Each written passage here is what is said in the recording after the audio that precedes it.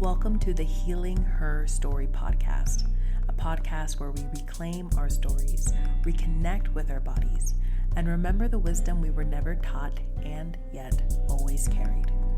I'm your host, Riva Jean-Paul, a trauma-informed somatic practitioner, menstrual cycle coach, interdisciplinary artist, and guide for women walking the path of healing, awakening, and becoming. This show is for the woman who's tired of holding it all together, for the one who's done the talk therapy, read the books, and tried to meditate her way through the pain, and is now ready to go deeper.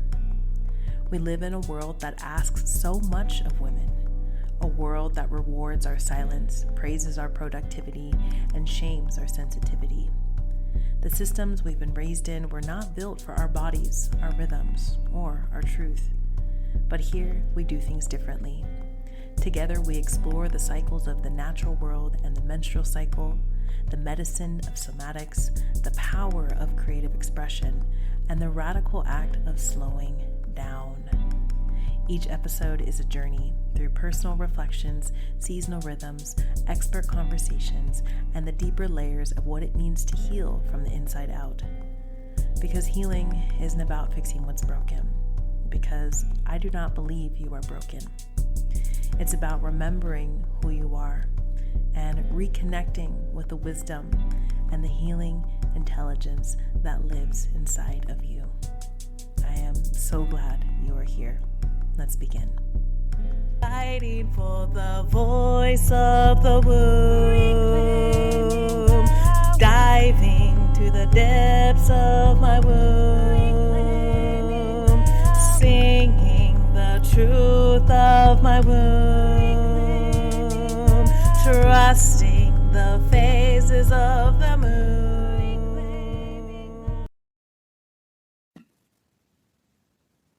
Hello, everyone. Welcome to today's episode of the Healing Her Story podcast. I am, as always, just so excited. I love these guest episodes. It's such a beautiful opportunity to connect with like-hearted women all over the world. And today we've got a returning guest who I'm just, always so in awe of. Such a wise woman, and always has so much, so much insight and wisdom to share. So really looking forward to today's conversation. If you haven't listened to her first episode, today we are meeting with Jamie. And Jamie is one of my cycle coach school sisters. We were just talking about how much we missed our little pod calls and all of our group calls that we went through in cycle coach school together. And Jamie has been well on her journey. It's always so fun to follow her Instagram page and see all the cool, insightful tips and things she's sharing. And she's just such an inspiration. It's like, when you say like, that's who I want to be when I grow up. It's like, I wish I was like Jamie when I was like 10 years ago. I was like, that's where I would have loved to be. It's like right where Jamie is now. So today, as I was saying, we are joined by Jamie, a certified menstrual cycle coach and accredited international practitioner of holistic medicine. Jamie's journey began at just 13 when her first period opened the door to a lifelong curiosity about the mysteries of the menstrual cycle. By 19, struggling with debilitating cramps and other symptoms, she was guided by a naturopath to start asking deeper questions that sparked a passion for menstrual health and hormone balance that has shaped her path ever since. Since 2018, Jamie has dedicated herself to studying the menstrual cycle and holistic approaches to hormone health. Now she supports women in healing their periods and imbalances naturally, helping them reconnect with their bodies, honor their cyclical rhythms, and embrace a vision of beauty and empowerment rooted in balance rather than resistance. Jamie, welcome back to the show. Thanks for having me on. I'm so happy to be here and talk about this. I feel like I haven't talked about cycles with another fellow coach in a long time, and it just feels really good to talk to somebody that also knows what's going on. I don't know, it's just freeing, Yes, yes. I do know. I love it too. It's like funny when you're out kind of interacting in the world and people don't always have that same awareness. Yeah, you just can't like relate to them in the same kind of way. So, Mhm. yeah, it always feels just kind of like a homecoming to connect with, Mhm. yeah, other cycle sisters on this path. Yeah, for sure. Oh my gosh. So good to be here. Well, let's get into it today, Jamie. Today we are talking about beauty and more specifically skincare. And again, this is something I've seen you talk about on your page. And today we'll start a little different. I usually ask guests to share their story, but since you've been on the show before and you've shared your story before, and we're talking about skin, I'm wondering if you would be open to sharing your skin story. Oh, yes. Yeah, let's hear And boy, do I have one. it. All right, let's get into it. So, my skin story. I have very, very acne prone, sensitive, and dry skin. So it's a super fun, complicated Yeah. combination of things. Um, I struggled all through my teen years into almost into my early 20s with just acne that I could not get rid of for the life of me. I tried everything. I went to dermatologists, I went to different estheticians, and just no one's stuff ever helped me Mm. until I found the woman that I've been seeing now, my esthetician, Valerie. Love her. I started seeing her when I was 20. I was a little bit into my 20th year and I found her, and she specializes in acne prone skin, and she literally changed my life. And I learned so much about um, pore clogging ingredients and found out basically everything I've ever used: makeup, skincare, shampoo, conditioner, all this stuff um, that just isn't good for acne prone skin girlies. And she has her own product line that I've been using for the past 6 years, and I don't think I'll ever use anything else. Like when she retires, I don't know what I'm gonna do. So I hope she has somebody to refer me to. um, but she literally saved my skin, and everyone that's local to me, like I send them to her. I'm like, skip all these other places. You're seeing my girl Val. So she's been a huge just help in educating me on skincare in general and just all the different elements of it.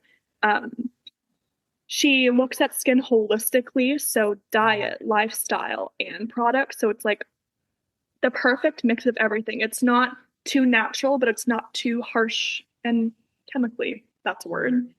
Yeah. So, yeah, that's my little spiel. And even now, sometimes if I get too confident, I'm like, oh, let me just, my skin's been good for a while. Let me try something.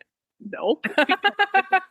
The skin, and I can't do that no matter how old I get. So that's fun. But yeah. And then, of course, getting into menstrual health and stuff and learning about the different hormones and how hormones impact your skin, like from texture to hydration and all that stuff. It's very, very neat and interesting. So, Mm. yeah. Yeah, wonderful. Thank you for sharing that. I don't think you're alone in that struggle with acne prone skin. And I think specifically in those teenage years, I know that was something I really struggled with as well when our Mhm. hormones are changing and there's so much like about life that is changing too. And Yeah. so it makes sense that like that additional stress of change around that age can come with yeah, flare-ups and maybe for some of us more than others. While you were Mhm. sharing your story, I thought of Proactive. Did you ever use Proactive? I did not, but I did not, but I would beg my mom to let me use it. And she would not let me use it, but I'm thankful she did not let me because that shit is harsh. Like that Really? will burn your face off, I according to used my it. other. I used it for a little bit because I You struggled did? with acne, yeah, and I used Proactive for a little bit, and I think it worked, but it was like expensive to keep up, and Mm. so I think I just stopped using it, and yeah, I don't remember what I did after that. I don't know if they had this everywhere, but I remember at my local mall, Yep. they had like The little a stand. machine where you could buy Proactive. I'm like, whoa, this must really work. Are they still around? Do you know? No, they're not. Oh, jeez. Wow, that was a crazy time. They had all the celebrities too doing Yep. commercials for it. Mhm. Oh, that's funny. I love kind of reminiscing on, yeah, just those old memories from that time of my life. So That was so 2000s it proactive. was. Yeah, totally. Wow. Okay. Well, yeah, let's kind of reel it back in. That was a really nice start just to kind of drop us into this discussion today of skin. And I've already mentioned how our hormones affect skin and how it changes across the cycle. And so I'm wondering if you can walk us through how our skin actually changes across the different phases of the menstrual cycle. Absolutely. So, I guess we'll start at the beginning of the cycle, the menstrual phase. And this, as you know, is when all hormones are at their lowest. And so, the super fun hormone that gives us so much energy and life, estrogen, is one of the hormones that's at its lowest. And because it's responsible for skin hydration and vitality and collagen production, during your period, you might notice that your skin is a little more dry and dull, and that can cause breakouts because your skin is so dry, and the dry skin cells can clog your pores. This is also the phase of the menstrual cycle where everything's very sensitive from our emotions Yeah. to our skin. So it's really important during this phase to more so focus on hydration, like using hydrating masks and really thick, beautiful creams. And also drinking electrolytes during this phase too, in general, is good for your body, but that will also help with some of the dullness and dryness that we see in the skin. But yeah, menstrual, dull, dry, kind of like how you feel, that's what's happening on it's too. I would not, or I don't personally use any harsh chemicals or anything during this phase, again, because it's a very sensitive phase for our Yeah. skin. And then we go into the follicular pre-ovulatory phase where estrogen is beginning to rise. So we have a little bit more hydration happening in our face. You might notice that your skin is a little bit more clear, radiant, and pump, what am I saying? Plump, because we're just getting that life back with beautiful estrogen.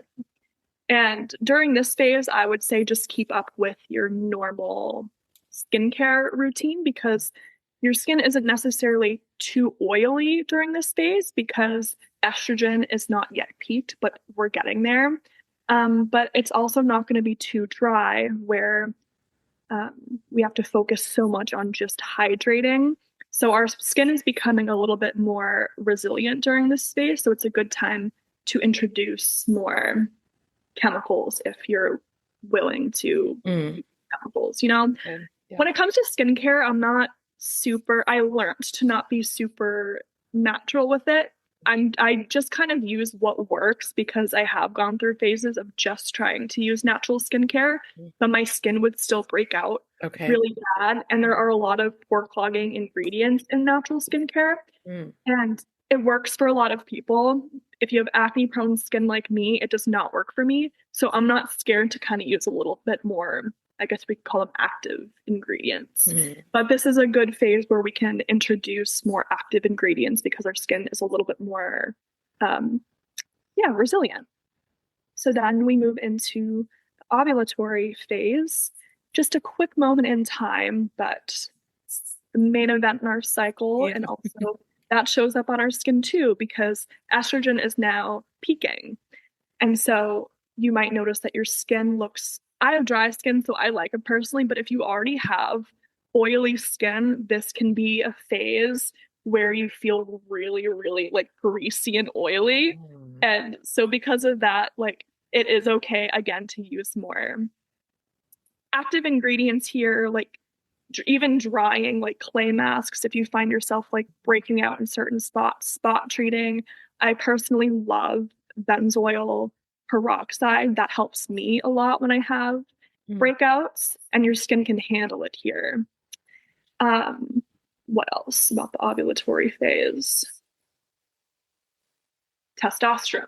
Mm. So, testosterone, we have a spike in that during when ovulation happens. And a lot of women can be sensitive to testosterone, and that's what would cause a hormonal breakout during that phase is Mm. testosterone because it's a male hormone, if Yeah. you will. And if you're sensitive to that, that can cause breakouts specifically like on the chin and jawline. I Yeah. actually read something I usually crazy. get those around You that get time. that? Yeah. Hmm. Listen to this. I don't know how true or not this is, but I read, I don't remember where, so I can't like reference it a few years ago that, or it could be like an old wives' tale. I don't know that you know what ovary you're ovulating from based off of where you break out on your chin. I Interesting. know, and I will say it could just be placebo from hearing this, but when I Sure. break out during ovulation, I'm like, which side of my face is it on? But I don't know if that's true or not, but it's interesting to me. Oh, okay. I'll have to Um, what can experiment. help with the peak in testosterone is spearmint tea. A Mm. lot of women that have PCOS are recommended spearmint tea just because it kind of helps balance out testosterone a little bit. So that can help with um, breakouts as well. And then last but certainly not least, we have everyone's favorite, the luteal phase. That's always fun. Um, During the luteal phase, our hormones are slowly on a decline. After ovulation, we get another peak, but then they just like fall after that and all goes to shit, including our skin. And I like to say, and this is kind of the phase where the skin type you have kind of shows through because if you have dry skin Mm. with estrogen dropping, my skin personally becomes really, really dry here. Okay. But if you have more oily skin, the hormone that takes over during the luteal phase, progesterone, um, that can cause more sebum production in the skin, which in result can clog the pores and cause breakouts Workouts. because sebum makes your skin a little more oily. Mhm. So, yeah, I say the luteal phase is where we really see our natural skin really shine, what we're Okay. working with. Mm. During this phase, because we can be a little bit more bloated and skin cells are kind of piling up after we had a big increase in collagen in the first half of our phase. Um, I would focus on lymph drainage here, using Mm. saunas, or if you don't have access to a sauna, like just looking up like lymph drainage massages, and they're super easy to do. And all you need is like some oil or a cream, so that way you're not like dragging your skin so much. But those can be really beneficial to help with the bloating we might see and the puffiness, and also just bring some more blood flow to the face if it's looking a little bit more dull. And yeah, I think I covered all four phases there. I think. Am I Yeah, sure? you did. Okay. Yeah, wonderful. Thank you. I took some notes. Yeah, that was a really just helpful walkthrough of how it changes across the four cycles. And as you're naming things, I'm like, oh yeah, I guess I do kind of notice that. And I'm definitely excited to track it more closely myself and yeah, play with some of the things that you mentioned. I found the lymph drainage thing in the luteal phase to be really interesting too. And I'm wondering if you've ever explored dry brushing at all. I know that's something that I do. I have not, Yeah, but I hear it's really good for you. Do you do it in the shower I do it before I and get in the shower. when you get in the shower? Yeah. Okay. And I usually like to do it around the phase that I'm in right now, which is my inner spring. And so now I'm curious to try it a little bit more in the luteal phase and see what that's like. And can you dry brush your whole body, or is it like only you only do certain parts? You do your whole body, you start from like furthest away from your heart and you work your Okay. way towards your heart and you brush towards your heart. So I usually start down at my feet and then I'll brush up my legs going towards my heart Yeah. and then I'll kind of do like my belly and my back and then my arms and my armpit, my chest, my neck, and then I'll switch sides and do the same thing. Oh, wow. Yeah, it takes just like a few minutes. Yeah. Yeah. I'm gonna have to look into that because I have heard of people doing that, but I don't know. I'm like, what? Why? Yeah, it's a Ayurvedic Okay. practice. Yeah, and it's for your lymph nodes and drainage to Okay. just kind of like get things moving, I believe. And I think it does also exfoliate the skin a little bit too. Ah, Yeah. okay. I'm sold. Yeah. I'll be doing that. Yeah, that and gua sha is also something that I really like. Have you tried gua sha Okay. before? I have a few Yeah. times, but then I always just forget to do it. Yeah. I really like to do it in the bath or like Okay. in bed or something, and I'll get a little oil, and I usually will kind of go I start with the neck, and then and I've actually had a massage therapist who does lymphatic drainage Mhm. walk me through how to do it. So you always clear out your neck first, and then everything goes down towards the heart. And then once you've cleared out the neck, you can kind of go along the jaw, along like underneath the eyes, the eyebrows, and then like Mhm. the forehead. And you do all of that upwards towards the crown. Mhm. I follow this one girl. I don't know what her title is, but her name is Anastasia, and she went viral on Instagram and TikTok Okay. for facial and scalp massages. Yeah. And like she like reverse, not to like switch topics, but she like I love it. reverse like aged. Like she looks younger now in her 30s than she did when she was like 25 years old. And it Wow. all has to do with how your skin just starts to drag down. Right? But if you do these massages, it like brings Mhm. the skin like back and down and it ties into like lymph drainage and like Yeah. all this stuff. And it's incredible. And she gets accused all the time of getting Botox and fillers and all this stuff. And she doesn't have any of that. And Yeah. I don't think anyone her age should have that either. Like, it's so crazy, not to switch topics, but how we've normalized young women. When I say young woman, I'm talking like 47 under. You're a young woman getting Botox Yeah. and filler everywhere, and Yeah. everyone's starting to kind of look the same. Yeah. And it's just so scary, like how much we've normalized it because 19-year-olds are looking at this, looking at like lip filler, for example, as a Yeah. trend.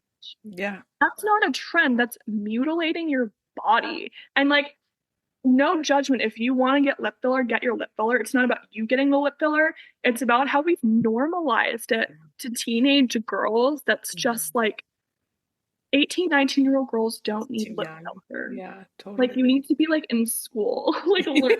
Yeah, yeah. Yeah, I It's hear you. Yeah, the body is still developing and you're absolutely right. Yeah, I mean, I think this is very related, the idea of beauty standards and who sets them and who subscribes to them and the cost in which we are adhering to these Mhm. unrealistic beauty standards. Yeah. It makes me think of, I just lost it. Let's see if it comes back. Come back. It was so good. It floated away. Beauty standards and oh goodness. Oh goodness. I'll have to see if it comes back. I think it will. Because yeah, it was important, but it's floated away. So we'll see if it comes I back. hate when that I happens. know. It'll come back. I'm putting the vibe out there, it'll come back. Yes, it'll come back. It's like right there. So I think I just need to stop thinking about it and it'll float back in. Okay, so yeah, let's keep the conversation going here. Now, you've already kind of described what's happening hormonally that contributes to things like breakouts and dryness and sensitivity. So would you say it's mostly estrogen and testosterone, it sounds like? I guess it's kind of all of them because then in the Sure. luteal phase, progesterone can Mm, again with the sebum production that can clog pores. Like they all really do. It's amazing how potent they all are in the jobs that they do that they can show up on our face. yeah. Like I don't know why I'm thinking about this, but I guess it makes sense. Like estrogen is also responsible for like vaginal lubrication. So Right. in the luteal phase, when estrogen is dropping, like you might notice, like down there is drier too, but that's also Yeah. like skin and membrane. So it's like your face is kind of reflecting like what's going on in your lady bits too. It's kind of amazing. Um, oh, one thing I did forget in the luteal phase that can help with kind of just the stressors of it becoming a little bit more sensitive again. Your skin is a little bit duller, and etc. They make anti-pollutant skin toners that can kind of protect your face from Huh. outside pollutants that one hydrate and balance your face, but again also protect from outside stressors that can be really beneficial during the luteal phase. I don't Okay. know why I'm thinking about that. That just came to me. Yeah, no, I love it. That sounds great. Anti-pollutant toners, you said. Mhm. Yeah, wonderful. So many things to explore there. And you are correct. Like I'm seeing what you're seeing too, how the skin mirrors what's happening the lower skin as Yeah. well. Mhm. So yeah, it makes me curious and excited to kind of track and notice that. Now, I guess we can go there. I'm wondering about now I've always heard like as far as like skin down below, like in the vulva, you're not really supposed to do much. I think they have, wipes and Mhm. lotions and creams and stuff, but from what I understand, it's pretty self-cleansing. Yeah, what are your thoughts on that? Yeah, like internal, because I feel like a lot of people get the terminology wrong, and Yeah. maybe it's because you and I were like heavily educated on Sure. it. So we're like us, we're like, oh yeah, the vulva, the vagina. And like we can recognize all the different Yes. parts of it. But a lot of people just refer to down there as a vagina. So things can kind of get lost in translation. Yes, you are right. But the vagina itself is referring to the vaginal canal. So that's Okay. internal. And the internal is what is self cleaning with discharge and Mhm. all of that fun stuff. But the vaginal lips, the labia, Mhm. that you can clean. Like I encourage everyone to be cleaning that at least with like water or Right. something, or like even just a mild soap because you don't want to get stanky because we do sweat and it is that would be the external body part. Okay. Internal self clean, external you can clean. That's Uh, helpful. I really love. I'm not into like the special washes and stuff. I feel like that's a little bit Yeah. much with like fragrance and chemicals and all Yeah. that stuff. Mhm. But I do like really good for your period too. Like if I'm out and about or know I'm gonna have a long day, the brand Honey Pot makes sensitive wipes. They make scented ones too, but I like the sensitive ones um, that do a really good job at cleaning the external, and they just keep you smelling fresh. Like if you had like a really long day, or you're just Hear like that? out and about and have so many things Yeah. to do, or if you're on your period and Yeah. everything's a little bit messy, like they just help you feel really clean Yeah. without anything harsh in there. So I really like those, but just a mild soap or even just water. But no, internal, please, please, ladies, do not clean internal. Like you don't need to be doing that. Yeah, okay. So yes to the external along the labia, but no to the internal for No. cleansing. And now I'm also wondering for hydration too. Is it appropriate to apply like it? Let's say, like I know for myself, I really like really nice high quality oils. Now, if you wanted to do like a gentle massage, or if the skin was feeling a little dry down there, would it be okay to kind of like rub a little bit of oil on or what do you think? Because it's so close to that internal Yeah. pathway. I've heard mixed things, specifically about coconut oil. Okay. I heard technically coconut oil is safe to use, like even as like a lubricant. Yes, I've heard that. However, I've heard other people say that it can throw off your pH. Okay. So that's one of the things that I'm still like willing to, or should actually, I should write that down, explore that more. But I mean, just like anything, you can find research for and against Yeah. literally everything. But I have heard coconut oil is safe. I Okay. have heard that. Have heard that. Okay. Cannot confirm, but Not you've heard it. confirmed. Yeah. Okay. And don't tell people I told you that. But yeah, I don't know. I guess trial and error. Sure. I've used coconut oil before just to like see, and I didn't notice that my pH balance was off or anything. But I don't know how I would notice that. Like nothing happens. Like I didn't get like a UTI or like bacterial vaginosis or anything like that. I'm so ADD. I love it. This reminds me.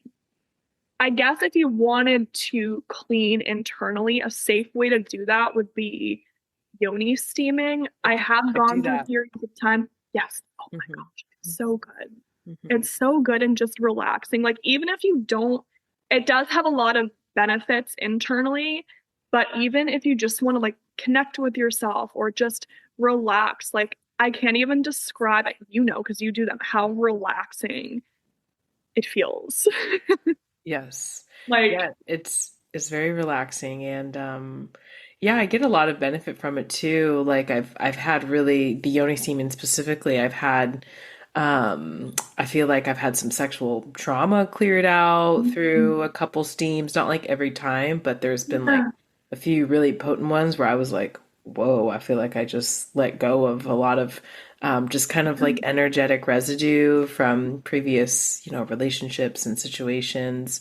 yeah. And I've also noticed too in intercourse with my husband, I've noticed like there's like a tightness. And when I'm really diligent about the steaming, everything kind of like softens a little bit, and I find it's more receptive for penetration. So that's something Yeah. I've tracked with that too. I wonder if they recommend that in pelvic floor therapy. Yeah, I don't know. I don't know, but I feel like they should. But I don't know anything about pelvic floor therapy. But when you were describing like tightness and just like especially women after they give birth and things can kind of be like tight here, loose here, and there's just a Yeah. lot going on, and they see a pelvic floor therapist. I feel like yoni steaming would be really good, like what you were saying with just relaxing everything down there and just opening up to invite in, because Yes. that's what you're kind of doing when you're yoni steaming. Like Yeah. it relaxes you, but you're also welcoming in like the steam and the herbs. And Mm. I love yoni steaming. I tend to only do it in the autumn though, because it gets Same. really hot in the summer. You too? Oh, you know what? When you said autumn, I thought my inner autumn, but Oh, yeah, I was like, I'm talking yeah, no, I get it now. external seasons. But yes, in inner autumn, that's Yeah, also what I do it. yeah, yeah. Yeah, I could see it getting a little hot in the summer. And I've slowed down, and I wonder if that's just kind of intuitively why over the Yeah. last couple months. I did one from before my last bleed because I just felt like I needed one. So yeah, Mhm. love it. That was a wonderful little sidebar. It all No. kind of feeds in though and ties in really well. And I guess we can kind of shift more to kind of what we were talking about before as far as beauty standards. Yeah. And I do remember my little thing that floated away did come back in. And it's kind of something that like I want to say grinds my gears. I never say that, but that's the term that's coming through. I often will see, like a wellness event and like a wellness spa, and the services are Botox, lip Dude, filler. I I'm like, is it wellness? I don't know. I know exactly what you're talking about.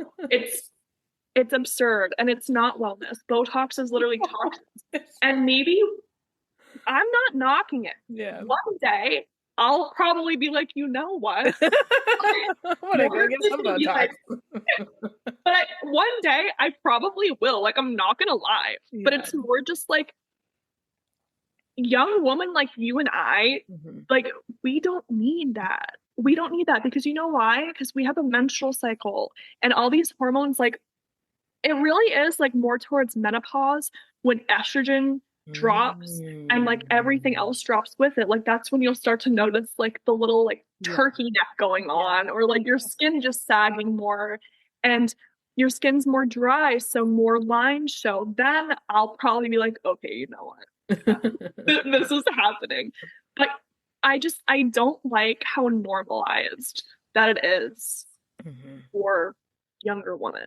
Like it doesn't make any sense to me, because these are the days where we really should be embracing what God gave us and where we're at right now. Our youth, celebrating our youth. And that shows in our face and in our body. And it just, I don't know, it bothers me. Like when I was 20 or 21, I did fall for the lip filler thing. I never got it again. I was one and done. So Yeah. everything you see now is natural. Okay. But I did fall for it. And so I kind of understand the mindset, because I wasn't even self-conscious about my lips. Like I wasn't like, oh my God, like my lips. Like it quite literally was all these YouTubers I was watching that Huh. were around my age were getting lip filler. And Mm. I liked how it looked with lipstick on. So I was like, I'll just try it. Like it'll look good no matter what. And then I got it. And I was just kind of like, I didn't like, it's not even necessarily that I didn't like how I looked, because I felt like I looked fine with lip filler. Mhm. It was more like I didn't like feeling that it was fake beauty and that it wasn't mine. Like Mm. those lips were not mine. It looked Mm. pretty and it was fine, but they weren't mine. And so I would never get lip filler again. Botox will get there one day. I'm never getting lip filler ever again. Yeah. But so I Okay. understand the mindset of being young and being like, oh, all these other people are doing it. And like it looks like it's just a very like immature kind of like, Yeah. and that's kind of how influenced young girls are by people we Yes. look up to.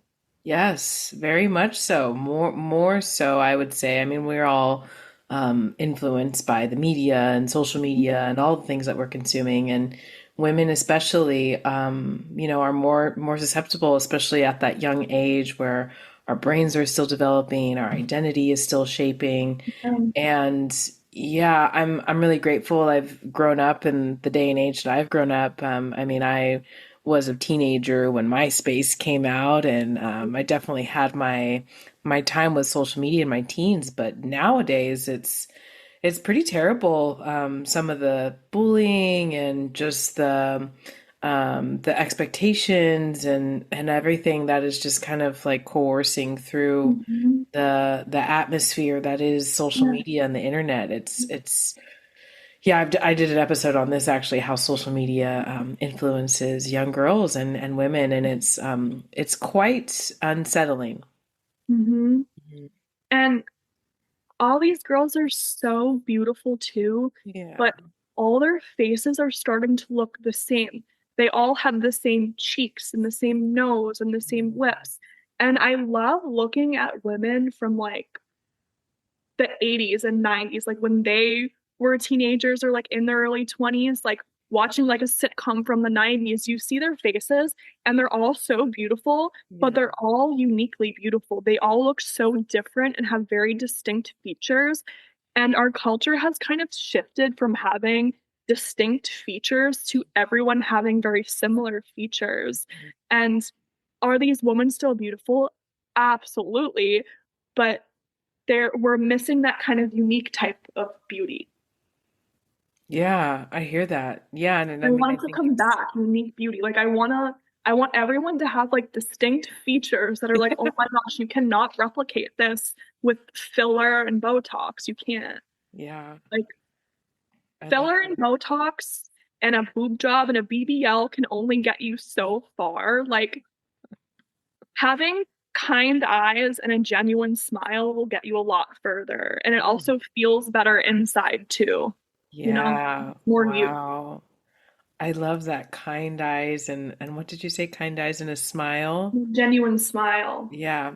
Yeah, and even just like the beauty of our spirit and our heart, like Mhm. that can really come through. And I feel like that's Yeah. actually harder to see when it is covered with, like you've kind of named, things that aren't really ours. Yeah. So can I ask you a question, even Yeah, though this is yeah. your podcast? When do you feel the most beautiful Definitely in my inner summer. in your inner self? Yeah. Hmm. And what makes you feel beautiful during your inner summer? Like, what can you describe what exactly it is that makes you feel that way? Yeah. I don't know. It's like this sense of like looking in the mirror and just being so happy with of course, like I want to say it's what I see, and I'm also wondering if it's like how I'm feeling inside is filtering what I am seeing. Because sure, there's probably some weight fluctuations that we've already kind of talked about across the cycle. Mhm. And that's a big one for me. I was bullied as a child for my weight, for being overweight, and so that's always been something that I've had to deal with, and I'm always kind of contending with that voice inside that says that I don't look like the beauty standard, right? So that's something that I deal with quite a bit. And I notice that I don't deal with it as much in my inner summer. And so, yeah, maybe it is just the estrogen and just the feel goodness that's moving through my Yeah. system that kind of just allows me to maybe really see myself for who I really am. Oh, that's Yeah. beautiful. What the heck? Wow. It's so true though. Like if you look at people around you and compare yourselves to other people, or even just listen to what people, like especially being young, listening to what people have to say about your body, like if you genuinely listen to that, you'll never, ever, ever be good enough, and nobody will ever be satisfied with you Hmm. because like you're telling me you were bullied or picked on because they thought you were overweight and you struggled with that. I was picked on for being skinny and like not having meat on my bones. Interesting. And it's like, Wow. so what do you want from us? What do you want? And it's like they don't want anything. They just have I don't know who they is. These people that they should. They just have all this extra energy to just like put on other people. And it's like it builds thick skin, that's for sure. Yeah. But you'll never be good enough if you listen to what other people have to say about you. Because there's no version of perfect that's actually perfect. Because then if you actually listen to people like, oh, this is pretty, you're still not going to be good enough. Because then they'll find something else wrong with you. Bye. Yeah, yeah, you're Oh, God. absolutely right. Yeah, totally. And yeah, I've had to really unravel myself from all of that because yeah, you're right. It's like if you're either, if you're skinny, you're like then something's wrong with you, you're sick, you're starved, you're not eating enough food, or, on the other side of the spectrum, you have too much weight and, something must be wrong with you. And so yeah, this is very confusing, especially as a young girl, if you're trying to interpret all these different messages. And it reminds me of like even when I look back on photos of when I was more thin, my thinnest.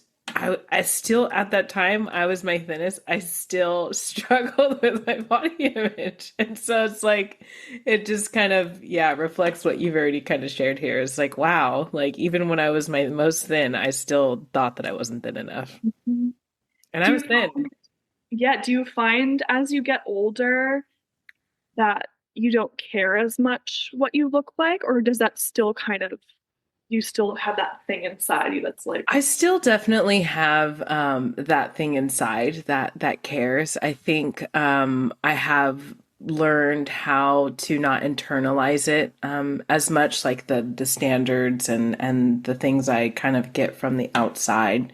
mhm, And I have kind of learned to settle a bit more into just kind of acceptance of where I am, like mhm. specifically with exercise, because I love exercise and I worked in the fitness industry for a few years as a personal trainer and fitness Oh, instructor. And cool. yeah, so yeah, it was a big part of my life, and it still is. I still move my body every day, but I'm not working out to the extent that I was, because when I was working out that much, I was working out to be skinny. I was Mm. working out all the time to be skinny. And I've actually worked on this a lot with my menstrual cycle coach. And It's about, for me, it's about feeling good. It's about feeling strong. It's about being happy, being healthy. And so that has changed my body a little bit because when I'm not working out to be skinny, then it's like, okay, now I'm just working out in a way that feels good, in a way that is sustainable, in a way that really honors my body throughout the different phases.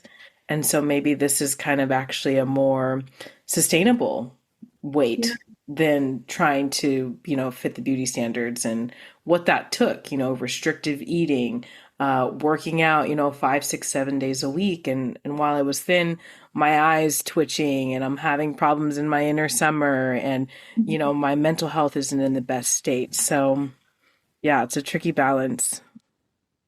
And I like what you said about switching, just working out and lifestyle from instead of how you look to how you feel. Yes. And I think that's so important because something everyone needs to keep in mind is that everybody's healthy looks different. Yes. Healthy on me looks different from healthy on you, Hmm. looks different from healthy on somebody else because we all have very different backgrounds, genetics, all Yeah. this stuff. Like even food we eat, like we all have different foods from like our ancestors, wherever we came from ourselves and our family line, where they ate certain types of food that to somebody else, they might be allergic to that. Yeah, But somebody totally. like you, like that is what your ancestors ate and continue to eat. So there's just, it goes back to everyone is so unique, like literally down to our bone structure. That is how unique we are. And everything else just kind of like fills in how we look physically, our face shape, everything. We're all so uniquely different. We're so different. And I love it. I Yeah. love it. But Yeah. people need to remember that. Like we're all very different. We come from different countries and different religions and different ethnicities. Like we're all different. And Yeah. so we're not going to look the same and we're not going to feel the same doing the same things as other people.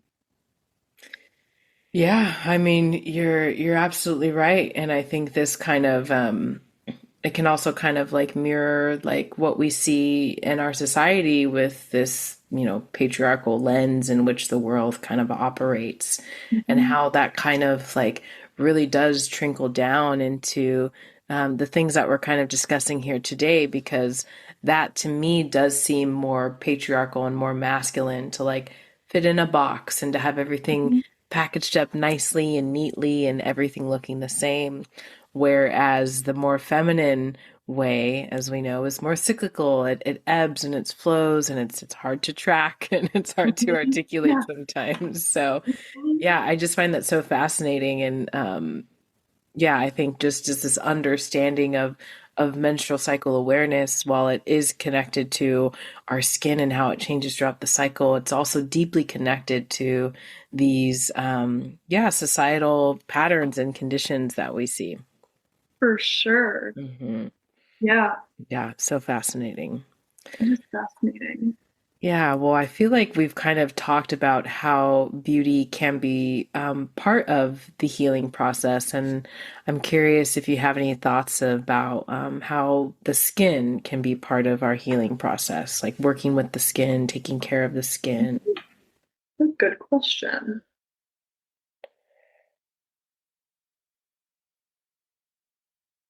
Well, I guess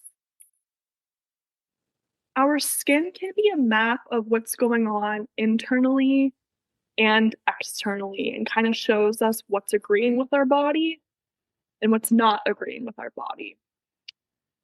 And that is like a whole spectrum from food to the type of makeup that you put on your face. And when you're using things your body doesn't agree with, whether it be a certain skin product that makes your face break out or a certain shampoo, like even shampoo and conditioner, like it touches your face Yeah, I never thought that about doesn't agree with you. Or if we're looking at what more like holistic people talk about with like food and stuff, like if you have certain allergies to different things, which I've noticed personally with myself, there's another side tangent, that. I love that it. I used to have sensitivities to certain foods that now that my nervous system is much more regulated than it used to be. I no longer have food sensitivities to literally anything. And Wow. I used to be like, I could not have dairy, I could not have gluten, I could not have this, that, the other thing. I eat whatever I want now, and my body doesn't react to it. So I think nervous system health plays a huge role in everything, but also skin. I don't break out from certain things anymore because Mm. of how I've regulated my nervous system. But your skin is a map that shows you what is agreeing with you and what is not agreeing with you, both internally and externally. So it's like the biggest, most obvious telltale sign of like what's going on and what we need to stop. Yeah, wow. Yeah, I never thought about it like that. That's so wonderfully articulated, and yeah, it just makes me very curious to track my skin a little bit more. And you'll have to remind me of that one piece you shared about you kind of went on, oh, the nervous system. There we go, the nervous system, and how now that you've regulated your nervous system, you don't have as much flare-ups or as many reactions to certain foods. Mhm. And as something that I kind of noticed, I had some little tingles in my body as you were saying that, which is always my little sixth sense just telling me Mhm. like, you're onto something here. Mhm. And I've noticed that in myself as well. I don't know if I've been able to understand it or articulate it in that way, but there was a time where I really couldn't eat dairy. And there was a lot of things where I just like, it was like eggs, it's like shiitake mushrooms, it's like just like random shit where I'm just like, Yeah. okay, apparently Mhm. I can't eat this anymore. And now I'm eating dairy again and I'm not having reactions. So Mhm. that nervous system piece really does tie into everything, doesn't it? It's everything. Yeah.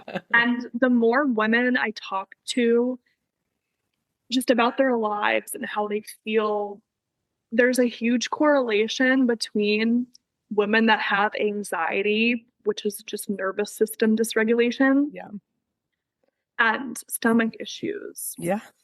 Like every anxious girl has stomach issues. Yeah. And like it's so frustrating going to the doctor with anxiety because they'll automatically be like, oh, your stomach hurts because you're anxious. But then other people will be like, oh, you're anxious because your stomach, like, it's a whole thing. Regulate your nervous system, regulate your life. Easier said than done. It takes years, Yeah, no, you're but absolutely it's right. important. Yeah, wonderful. Well, thanks for kind of like tying that up for us, this nervous system piece with the skin and our healing journey. It's really just fascinating to me to see how everything just is all connected, right? I know it's crazy. It's crazy also how many subcategories start from the menstrual cycle. Like we could literally talk about anything and relate it back to the menstrual cycle, vice versa. Like it's so funny. I do find it funny too. It's been interesting to come up with the topics for these episodes. Yeah, I bet. Yeah, So cool though. it is very cool. Yeah. Still have many more ideas to come too. So Me it's too. just like you said, it just kind of never stops. Hmm. Yeah.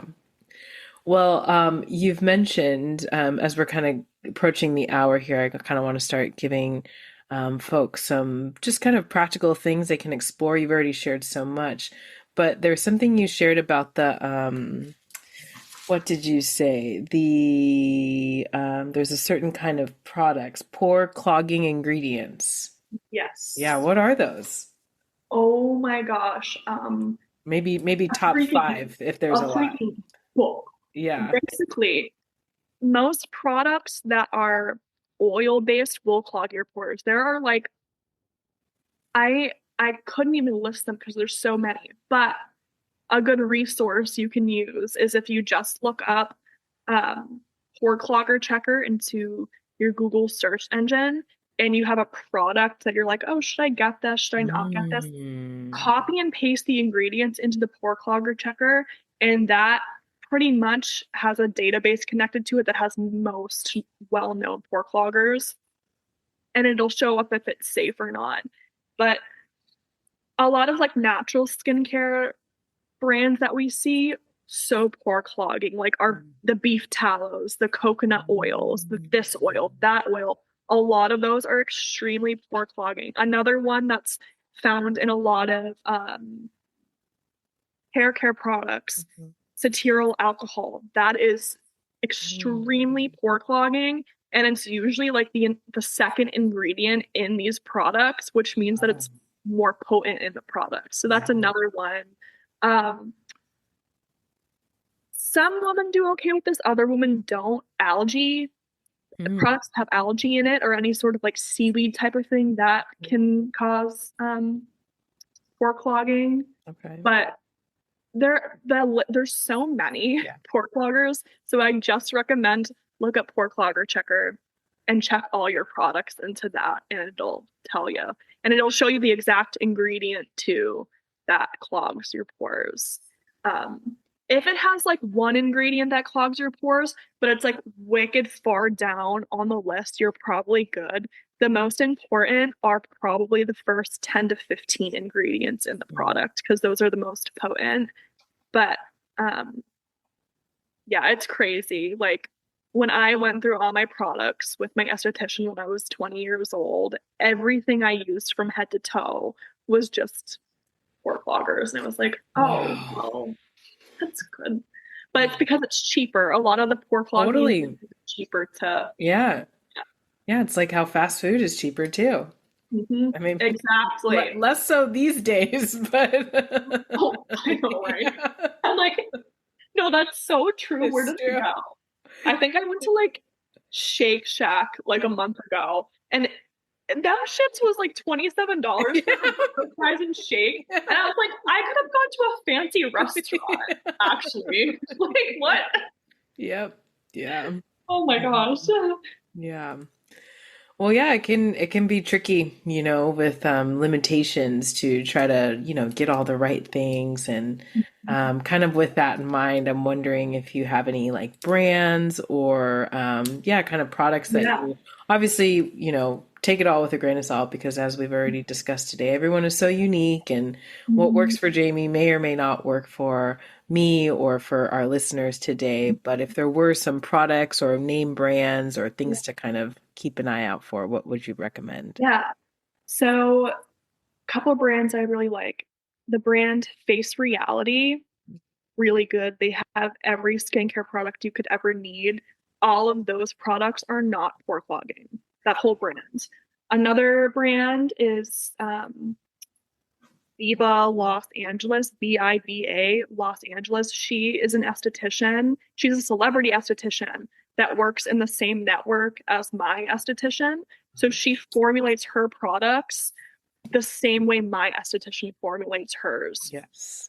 So that she's a good one. She has the anti-pollutant toner that Okay. I use, and I'll never use a different one because it's so good. Okay. She has the everything I use. She has on her website. So Okay. Viva Los Angeles is like number one. Face Reality number two, and then if you don't see anything you like, oh my gosh, what's that website called? art artofskincare.com.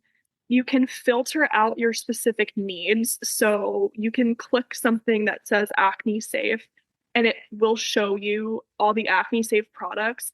But unfortunately, some products that are marketed as acne safe have pore cloggers in them. So Mm. when it comes to that website for the acne safe ones, I would still plug it into a pore clogger Mm. checker just to double check. But like my number one and number two, Biba Los Angeles and Face Reality, you're good. Okay, wonderful. I wrote that down. I wrote a little star next to Biba Los Angeles. My girl Biba. Yeah, sounds great. Wonderful. Well, let's see. Are there any practices that you would recommend for people to tune into to tune into what their skin is asking for rather than just following external advice, as we've kind of shared some tips, like how can people start to discern like what is right for them? Your questions are so good Thanks. because they make you think. Like they're not generic, and I like that. I guess to start with, you need to have a solid baseline. of like, what does your skin look and feel like when you like what your skin looks and feels like? Mm. And then what are you doing during that time that you like how your face looks and feels? Like, for example, right now, I feel like my skin looks great from my face to my body, but I've also been at the beach for 3 weeks and my face Mm. and my skin clears up, and I prefer the way I look when I have been swimming in the ocean and I get those natural like minerals all over Huh, my body and okay. the vitamin D from the sunshine that just nourishes your skin and your Yeah. face. And it also like that stuff too, though, regulates my nervous system. So even if I look botched, I don't care because I feel so good inside. Yeah. um, but discovering what your baseline is, I think, is key, which is why you need to have a good skincare regimen. Off of that, if we're talking about women specifically and hormones, like really keeping track of, there's so many things we can track in our cycle There from are. emotions, how we feel physically, what foods we want to eat, etc. But if you want to add another thing to that list, how your skin looks and feels, and am I breaking out here? Am I dry here? Am I oily here? And then based off of that, then you can kind of play around with it. Like if you're dry during menstrual, a hydrating mask and not using drying face products like a benzoyl peroxide, where as in your ovulatory phase, if you are breaking out, your skin's a little more resilient and we have that estrogen going, so we're a little more oily. Using a benzoyl peroxide is great right there to dry out anything and to cleanse the pore. Um, but yeah, it's so individual, but I would say finding your baseline and just paying attention. So many things in women's health in general is just actually tuning in and paying attention. And most self-care practices that people recommend are kind of just, you can look at them more like a routine, like getting yourself in a routine of checking in and taking people's advice, but it's more taking people's advice is more just getting in the routine. And then once you're in the routine, then you can really branch out on your own. But it's just getting in the routine first. That's important. Mm. I like that. That's helpful. Yeah, thank you. I mean, it kind of reminds me of my own like journey with self-care and routines and how in the beginning I was doing a lot of like what was recommended to me, but that really helped me to build like a solid like my morning routine. It's like I've been Mhm. doing that thing for like I mean, it looks a little different each day, but it has Yeah. the same kind of framework and I've been doing it for like 8 years, something crazy. Like I just wake up and do it every day, and now I'm in a season where it does kind of like ebb and flow a lot, and I kind of will come up with my own things, and yeah, I think that structure in the beginning can be so helpful. Yeah.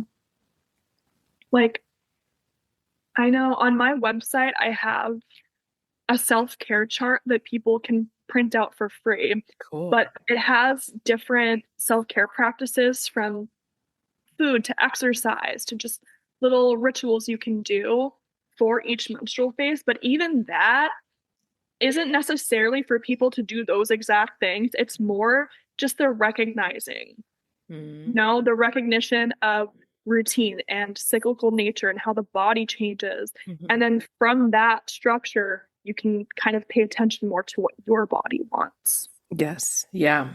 Yeah. Beautifully said. I also like what you said about the baseline too. And that's not something that I've really explored much. I think it's easy for myself as someone who's always, I'm a projector, 5'1", so I'm always wanting to improve systems and things that is just, I'm always trying to make things better. And Yeah. so with that, I don't always focus on like when things are going well, like tracking what's going well too. Not just Yeah. tracking the things that like aren't going well that are standing out to me, but like noticing those times, like for example, like when I'm in my summer and I'm feeling at my peak most optimal beauty, noticing, oh, what have I been doing the Mm. past few days that has contributed to this sense of feeling yeah, just beautiful and regulated and connected to myself. So Yeah, I'm excited to play with that too. Thank you for that. of course. I loved this. Yeah, this has been great. So many things. I took a lot of notes on this episode. So as much as this episode was for our listeners, it was also very much for me too. So I'm glad I yeah. can be beneficial literally at all. Wonderful. Well, we'll definitely plug. Can we plug your cycle chart in the show notes for people to explore if they would like Yeah. to? Cool. Okay, so we'll put that in the show notes along with your website and your Instagram. I know Instagram. I'm kind of dipping my toes back in again. No, But I'm for found those of that. I was like, you, ooh, she's back. yeah. For now, it's like I've also been tracking that across my cycle, and I feel like this past cycle, because I'm in my inner spring right now, I really felt this shift I hadn't experienced before in my luteal phase. So I was kind of posting and sharing a lot in a very like natural way. Like I wasn't like, oh, what am I gonna post today? I was like, oh, I have an Yeah. idea. Oh, I have an idea, and then I, kind of follow it. So anyway, I was riding that wave, and then the wave kind of like settled, Mhm. and I did really notice this shift inside that was like, oh, I don't care about posting on social media right now. And so it wasn't like okay, like time to put away social media now. It was like a genuine, Out. authentic thing. So that was really cool to experience this cycle. Ooh, did you bleed with the new moon? I Or was it kind bled, I did around, yeah, like in the of days before. Yeah. yeah. So, yeah, do you have any thoughts on bleeding with the dark moon? Well, so of course I do. Um, I have found for myself that when I bleed more around the new moon, I Yeah. am like, get me away from society. I Yeah. don't want any part of this. I don't want to see social media. I don't want to see this. I don't want to see that. Yeah. But when I bleed around the full moon, Mhm. I am like on it. Like that's when I want to do like Instagram Q&As and I'm having all of these like Yeah. ideas and stuff. Yeah. But if we look at like new moon cycles, the new moon cycle is the most traditional cycle, and it is about focusing inward on our Mhm. inner world, nourishing Mhm. uh, just us and ourselves and preparing for um, motherhood, if that's what you want, but just all everything that comes with that inside of us. Whereas bleeding with the full moon is very like external, Mhm. wild woman, nurturing society kind of cycle. And so it's just interesting. All of it's interesting. See, that's like another like, oh, here's another sub cat Yeah. cycles. Totally. Yeah. Yeah, I have been playing with all of that a lot, and it's funny how our inner rhythm can and just sometimes reflect or mirror the outer rhythms and cycles, or sometimes there's like this contrast and like the magic that kind of comes in that contrast. Yep. Yeah. Well, as you said, like so many things we could discuss, but this has been really wonderful, Jamie, and thank you so much again for coming on and just sharing all of your wisdom and your insights. I really admire you and the path that you walk, and it's always such a delight to just chat and yeah, explore with you. Well, thank you for having me again. Like, I was so honored when you messaged me. I was like, oh my God, she likes me. She wants me back. Yeah, no, you're So I great. love chatting with you and I love doing this. So thank you. Wonderful. Yeah, of course. Maybe we'll have you back again for another discussion, as we've already named. There's so many to be had. There is. Wonderful. Well, thanks again, Jamie. Thank you. Thanks so much for making it till the end of today's episode.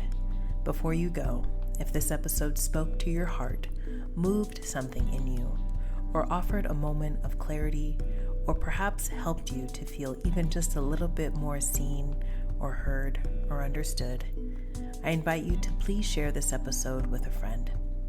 Together, we create space for the feminine frequency to rise, not just in us as individuals, but in our families, in our communities, and ultimately in our collective. And this is how we do it, by sharing one story at a time, by having one conversation at a time, by taking one small step at a time.